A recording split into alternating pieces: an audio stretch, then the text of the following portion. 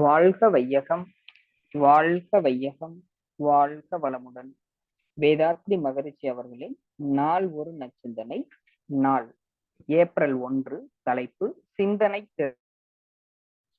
சிந்தனை திறனை வளர்க்க 3 இணைப்பு முறைகளை பின்பற்ற வேண்டும். திட்டமிட்டு செயல்புரிதல், பிளான்ட் ஒர்க், விழிப்பு நிலை அவேர்னஸ், தற்சோதனை இன்ட்ரோஸ்பெக்ஷன்.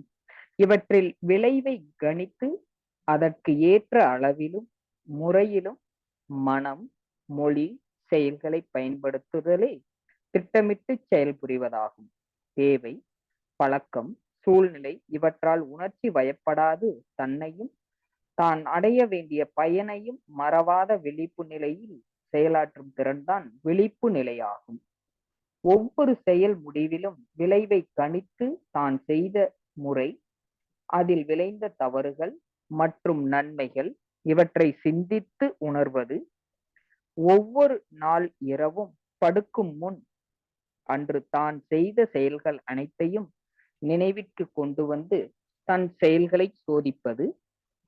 செயலில் தவறு கண்டால் இனி அத்தவறு ஏற்படாத உறுதி கொள்வது.